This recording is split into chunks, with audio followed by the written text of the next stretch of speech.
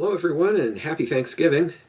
It is the end of November. It's been about a month and a half since I did an update on what's been happening out in the garage with the layout and everything.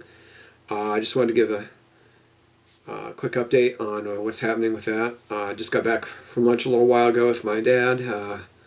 My brother and sister-in-law were working today, so unfortunately that just left the two of us. So Dad and we went out to Bob Evans for lunch and had a nice time going out. He actually drove. He drove and picked me up, and then paid for our lunches. So it was a good time getting out away from everything, and had a good meal too. So wasn't Mom's cooking, but unfortunately, but at least it's a good time for the two of us. So.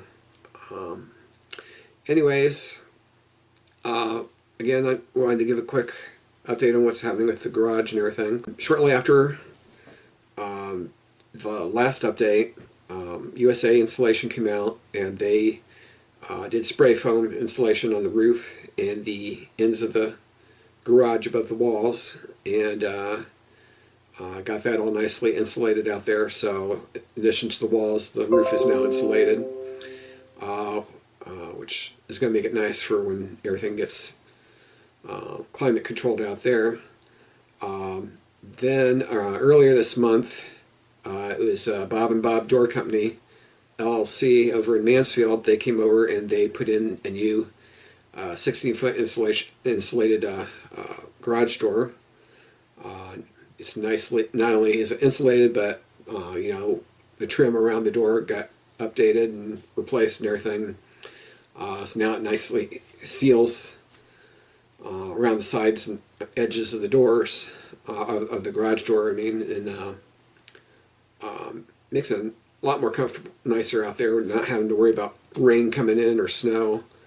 And of course, when I get heat going out there or air conditioning, it's not going to have those crevices to for the heat or cold or cool air to leak out of. And like I said before, I was originally going to do drywall on the walls and ceiling. That, of course, changed, which is why I had the roof insulated. For the walls, though, I went around and I scrubbed down the walls, washed them down really good. And here in these pictures, that before and after pictures of the walls, you can definitely see there's made a huge difference as far as the appearance of the garage and everything. Still got to sweep the floor, and I want to wash the floor too. Although I'm going to wait until after everything's done out there to so that way I'm not parking the Jeep in there and driving more dirt and stuff in on the freshly cleaned floor. So basically what's left now is, that's needs to be done, is electrical and lighting is going to be needing updated. Still waiting to hear from the electrician on that, because they've been apparently swamped with other jobs and they're trying to fit me into their schedule. And then also the heat pump is going to be getting installed out there too. And that's of course going to heat up in the winter. And they said it should heat up pretty well for the size of garage it is. And then in the summertime, of course, it's going to add AC out there. So that way, I can control the temperature. Everything's going to be nice and comfortable out there to work in. Whole thing's taking a little bit longer than I anticipated. I was hoping to have the garage finished by today, so that way, the layout and everything was getting moved back in. Fortunately, that's not happening right now, but in the meantime, though, other thing I did too for the window out in the garage, as well as the door to the garage, or the side door with the window. I did get blinds for that, because one thing I want to make sure is I don't have any direct sunlight coming in on anything that's out there. I've got some of those styrofoam pool noodles, or whatever they're called. I'm going to be putting those on the edges of the layout where the duck unders are for going underneath the layout, so that way it's a little bit of cushioning on the edge, so that you know, if I hit my back on it, it's not going to hurt as much as just the bare corner of the wood for the bench work.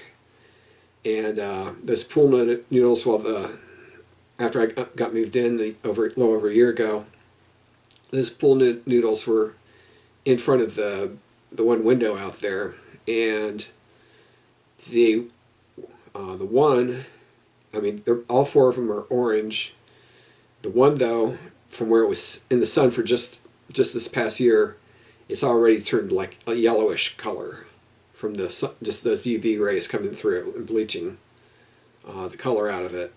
So that's why, one reason why I want to get the blinds up out there, to prevent the direct UV light coming through, because obviously that's not good for the trains or the layout or anything. Or, you know, I'm going to be painting out there too, so obviously I don't want that UV light coming in through and bleaching out the colors of the paintings or the trains or anything. So, but basically, once the electrical's done and the heat pump's done, I'm going to finish cleaning up the floor out there and everything, and then focus on getting the layout moved back. One thing I did do with the layout, I got 4 new sets of legs for on the corner sections, because the corner sections, while I can move them with only one set of legs, it's really hard, because it's like you try holding it upright and it's wanting to go one way or the other, and you know, trying to keep it from falling over and hitting anything. You know, it's a little bit cumbersome, but with another set of legs, it'll help on each of the corner sections. It's going to hopefully help it maintain balance a little bit better when I go to move stuff around. Although moving stuff from the garage in the house to the detached garage where the layout's going to be, I am going to hold off and wait until a friend of mine can help me out with that, because obviously it's the only reason I moved them all at once like I did by myself was because I needed to get that garage cleared out so that the work could get done faster with the foam insulation and then the garage door, because basically they needed space to clear the stuff out or to do their work and everything. So in the meantime, though, you know, one thing I'm keeping in mind is, one, the layout's safe. It needs a little work when I go to put it together because of the foam board on the bench work that had pulled loose in spots, but that's going to be hopefully a simple fix. And just do one section, work on focus on one section at a time as I'm putting it together and back together and everything. 2, the trains are safe. You know, I've got them in train cases, which is about a week and a half ago. I actually brought all the train cases from my parents' basement up to here to the house, because what I'm wanting to do is, while I've got time, while I'm waiting for work in the garage to get done and for the layout to get put back together, I'm going to go through all of my rolling stock, all the cars, locomotives, and everything. And one, I'm going to be cleaning any dust on the cars and locomotives, because that's one thing I did not do before I moved. So there's a little bit of dust accumulation on some of the cars and everything. 2, I'm going to go through doing any cleanups, or not necessarily cleanups, but because that's what the dusting is going to be doing, but the tune-ups for like any issues with couplers, trucks, locomotives. Make sure that I've got my test track from my workbench here in the house, so I'm going to be using that to, you know, test locomotives, make sure those are all tuned up and running smoothly. Clean the locomotive wheels so that way, you know, I've got good electrical contact for that, to keep the trains running smoothly once everything's done. And then also for the rolling stock, I wanted to go through all my car cards and waybills for each of the cars, and I'm wanting to go through and update the older waybills that from back when I originally started filling out the car cards and waybills, because when I filled them out originally, and this is back when I was just starting to get into operations, I filled out the cards based on all the after all the mergers and everything that happened back in the 90s. So basically, like, you know, in the era of the I model, BNSF had not taken place. It was still Burlington Northern and Santa Fe, two separate railroads. Union Pacific, you know, the era I model, Union Pacific hadn't swallowed up Southern Pacific and Chicago Northwestern. So basically, you know, getting that stuff like that corrected. Plus, in the time that, since I originally filled out the original waybills in the older cars, I've kind of standardized how I'm filling out the waybills and everything, so I'm wanting to get those corrected and updated as well. That way everything is, you know, updated and everything for when I go back to doing the operations and everything. So,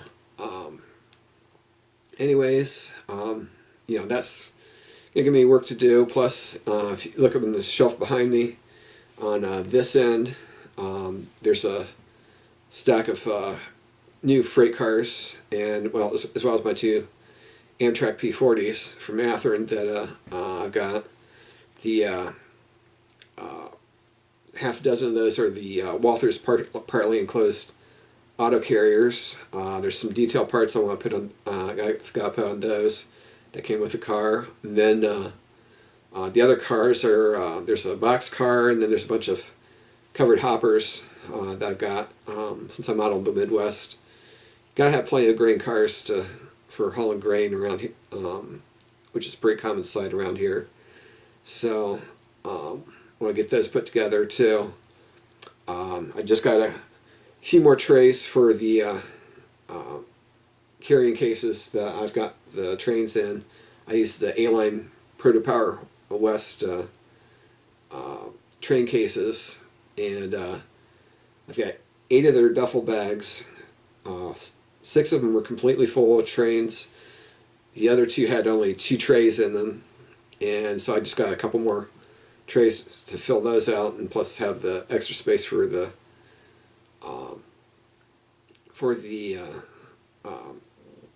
a future expansion and the amount of rolling stock I got, plus as well as the new stuff that I've already got in the box that I have to put together and everything. So the other thing that's been kind of beneficial too, with waiting on everything with the garage and then getting the layout back to, out there and put together and everything, you know, it's given me some time to, you know, look back on how everything was running back when I was down in Hilliard at the old place, and, you know, think about, you know, how, you know, what needs improving and stuff. So because like down there, well, big thing down there was I was running out of space for off layout storage for train cars, because you know, I was using the main yard on the oval, which is the Mansfield yard. I was also using that for you know, I basically, even though it's an oval layout, I operate it like a point-to-point layout. So the main yard was also, in addition to Mansfield, is also being used as the Chicago and Pittsburgh staging yards for the you know, either direction from Mansfield.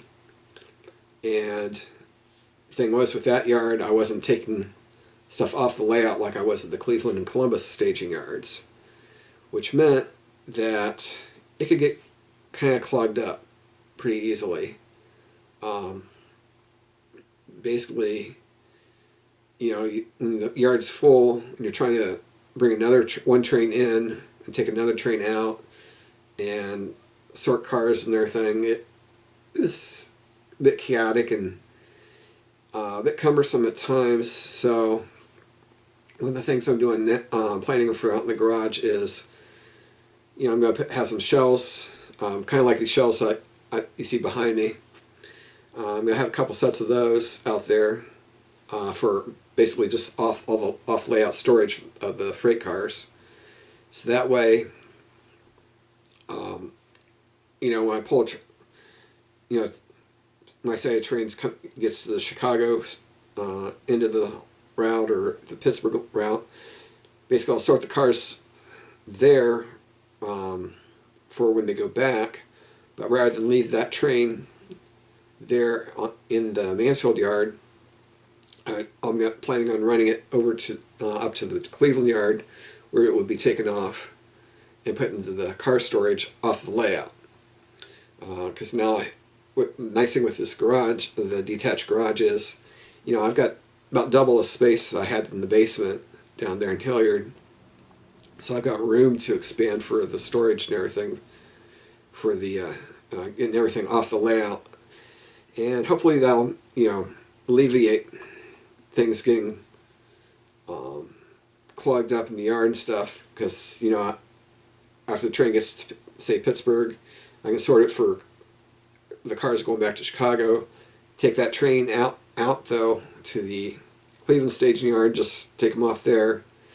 And then likewise, if I need a train, say, going from Pittsburgh to Chicago, I can put the train cars and sort them, on the staging yard in Cleveland, the Cleveland staging yard. Just run it to the Mansfield yard, say, okay, now it's ready to go at Pittsburgh, and then take off. I know it sounds kind of confusing at first, right now, probably the way I'm saying it, but I'll go over my operations and stuff for the video series. I'm still planning a video series on the layout, where I'm going to be going through and discussing how I got into trains, the history of the layouts and everything, how the layout was put together, the operations, rolling stock, and basically all the aspects of the layout that you typically read about if you read Model Railroader magazine or watch the video series that some people put together of examining their own layouts and everything. So it's even though the layout's not up and running, there's stuff with the trains and everything that it's keeping me occupied and is going to keep me busy. So, which kind of helps too, because I'm getting a little antsy about wanting to get the trains running again and everything, as you can probably imagine, as well as getting my oil paintings going too. I got a lot of ideas for oil paintings to go through. Excuse me. And so I'm wanting to do that as well once I get everything back up and running out there too. So anyways, hope you're all having a good Thanksgiving, and that's what's happening with the garage so far. Hopefully, crossing my fingers, hopefully by Christmas, which is only about 4 weeks away now. But hopefully by then, I'll hopefully at least have the garage finished, and then hopefully the layout back in shortly after, by Christmas. So, but we'll see what happens. So anyways, thanks for watching, everyone, and I'll catch you on the next video.